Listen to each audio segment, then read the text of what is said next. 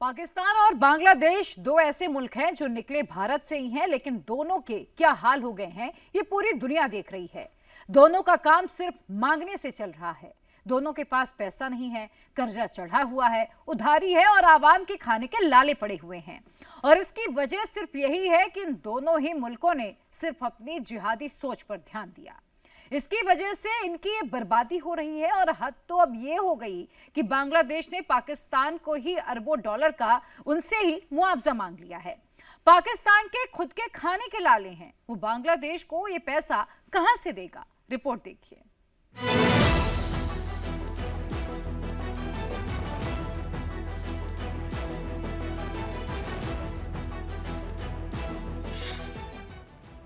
भारत से कटकर दो अलग मुल्क बने। 1947 में पाकिस्तान अलग हुआ और फिर 1971 में पाकिस्तान से अलग होकर बांग्लादेश अलग देश बना। लेकिन अब पाकिस्तान और बांग्लादेश दोनों एक जैसे हो गए हैं। दोनों ही जिहादी तो हैं ही, लेकिन अब दोनों ही बर्बाद होने की कगार पर खड़े हैं।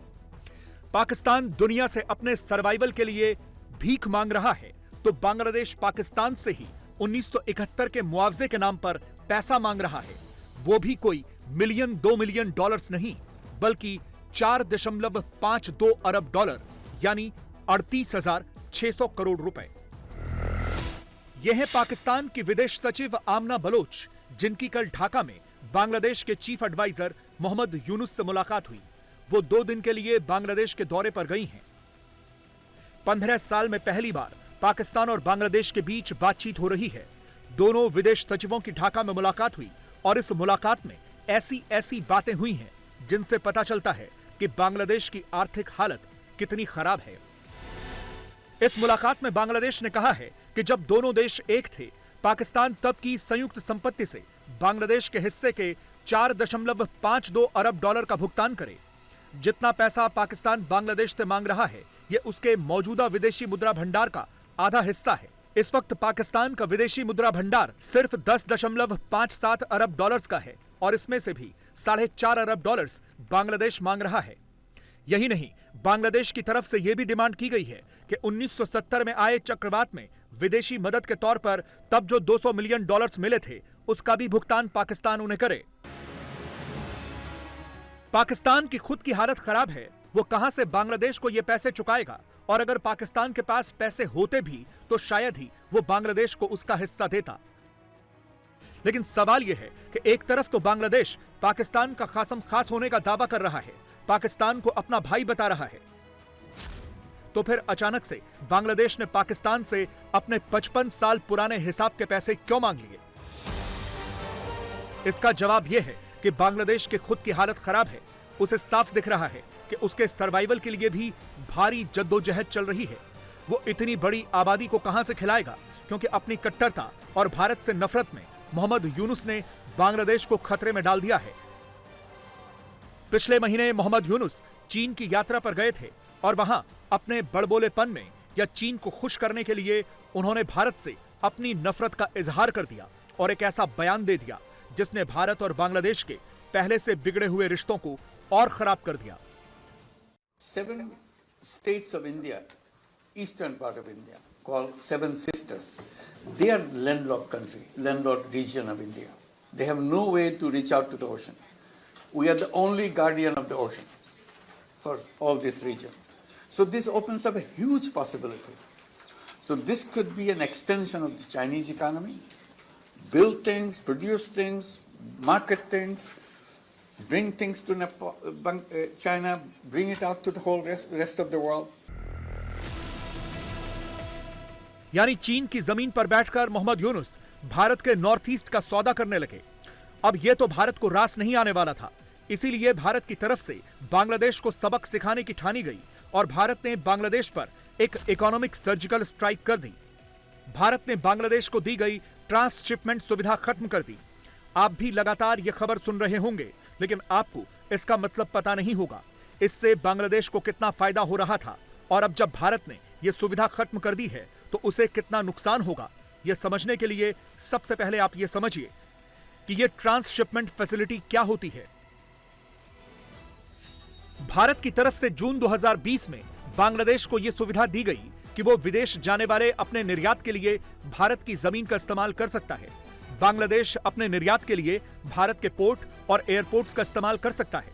मकसद ये था कि बांग्लादेश के एक्सपोर्ट के लिए लॉजिस्टिक कॉस्ट कम हो। अब ये समझिए कि ऐसा क्यों हुआ, यानी बांग्लादेश अपने मुल्क से भी तो अपना माल एक्सपोर्ट कर सकता है। बिल्कुल कर सकता है, लेकिन कुछ चीजें समझनी होंगी। जैसे बांग्लादेश के एयरपोर्ट्स के पास ऐसी सुविधा नहीं है कि वो अपने देश के कार्गो एक्सपोर्ट को हैंडल कर सकें, जबकि कोलकाता और दिल्ली एयरपोर्ट के पास कार्गो हैंडलिंग कैपेबिलिटीज हैं। भारतीय एयरपोर्ट्स के पास पूरी दुनिया के किसी भी रूट के लिए सीधी फ्लाइट्स हैं। यही नहीं, बांग्लादेश की तुलना में भारत में कार्गो शिपिंग की कॉस्ट बहुत कम है। अगर कोलकाता एयरपोर्ट से पश्चिमी देशों में सामान भेजना हो तो उसकी कीमत $2 से $2.5 प्रति किलो आती है, जबकि अगर बांग्लादेश से यही सामान भेजा जाए तो $5 से $6 प्रति किलो की कॉस्ट है, यानी सीधे 3 गुने का फर्क है। अब जब 1 किलो सामान के निर्यात पर सीधे $4 बच रहा हो तो यह तो सीधे बांग्लादेशी निर्यातकों के लिए फायदे का सौदा हुआ। तब बांग्लादेश में शेख हसीना का दौर था, जिनके भारत के साथ अच्छे ताल्लुकात थे, इसीलिए भारत ने बांग्लादेश को यह शानदार फैसिलिटीज दी हुई थी। बांग्लादेश के निर्यातक सीधे भारत के जमीनी कस्टम स्टेशन का इस्तेमाल कर सकते थे। यह बांग्लादेशी एक्सपोर्टर्स के लिए एक मुनाफे का सौदा था, जिसका वो फायदा उठा रहे थे। वो दिल्ली और कोलकाता तक अपना सामान ट्रक और ट्रेन से पहुंचाते थे और यहां से वो सामान कार्गो प्लेन्स में लोड होकर पूरी दुनिया में पहुंच रहा था। लेकिन जब बांग्लादेश भारत के दुश्मनों के क्लोज हो गया, खुद चीफ एडवाइजर भारत के खिलाफ बयान देने लगे, तो भारत ने बांग्लादेश को दी गई यह सुविधा बंद कर दी। भारत की तरफ से कहा गया है कि भारतीय एयरपोर्ट्स और बंदरगाहों पर पहले से ही बहुत ज्यादा भीड़ है और ऊपर से बांग्लादेश का कार्गो भी है, तो हैंडल नहीं हो पा रहा, इसीलिए ये फैसिलिटीज वापस ली जा रही है। The transshipment facility extended to Bangladesh had over a period of time resulted in significant congestion at our airports and ports.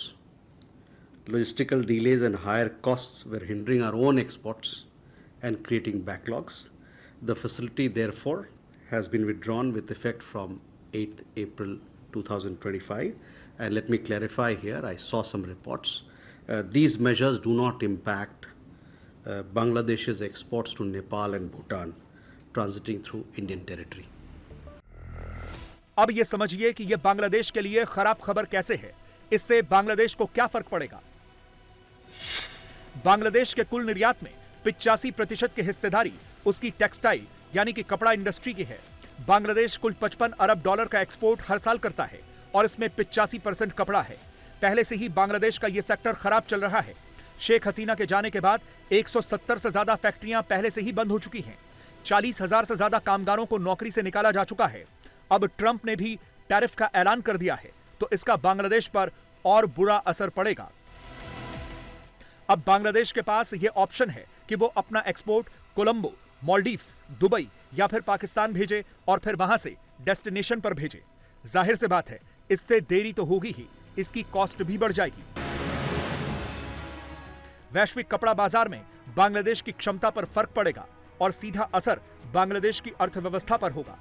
Bangladesh को सीधा सा संदेश है कि अगर वो नहीं सुधरा और भारत के साथ उसने अपने द्विपक्षीय संबंध नहीं सुधारे तो फिर खोने के लिए उसके पास ज्यादा है, भारत के पास नहीं। इसीलिए तो बांग्लादेश के सुर थोड़े बदले हुए नजर आ रहे हैं। इधर पिछले दिनों भारत ने जो उसकी चूड़ियां कसी हैं, उसी का असर है कि वो पाकिस्तान को अपने घर में बुलाकर उससे माफी मांगने को कह रहा है।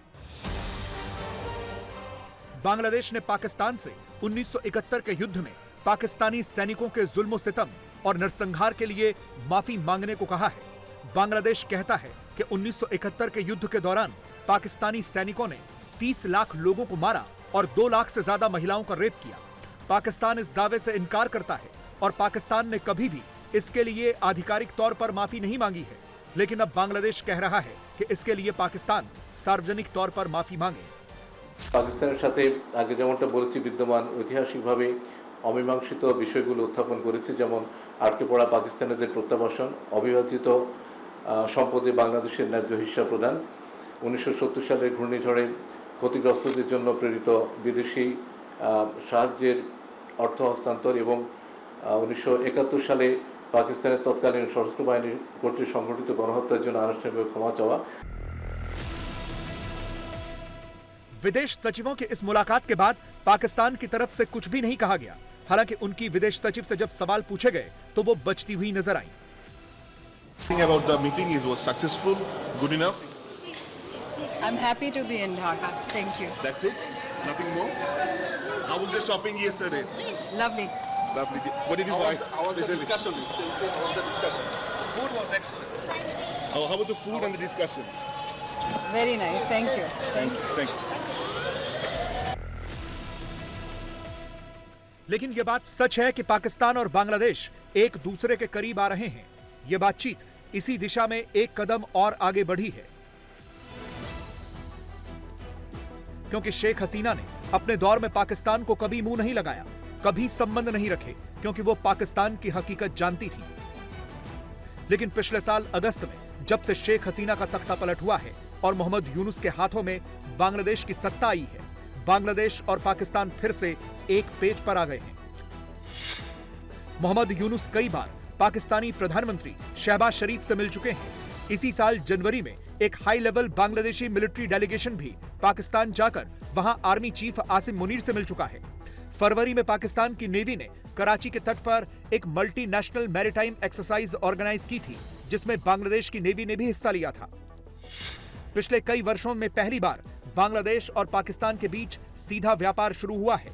दोनों देशों के बीच बहुत जल्द सीधी फ्लाइट भी शुरू होने वाली है और वीजा की प्रक्रिया भी और आसान होने वाली है। আমরা পাকিস্তানের সাথে অর্থনৈতিক ও বাণিজ্যিক সম্পর্কের উপর জোর দিয়েছি। পাকিস্তানের বাজারে বাংলাদেশের পণ্যের রপ্তানি বাড়াতে, বাজারে প্রবেশের সুযোগ বৃদ্ধি, বাণিজ্য প্রক্রিয়া সহযোগীকরণ এবং শুল্ক বাধা দূরীকরণ ও বাংলাদেশে পাকিস্তানের বিনিয়োগ বৃদ্ধিকরণের জন্য তাদেরকে আমরা আহ্বান জানিয়েছি।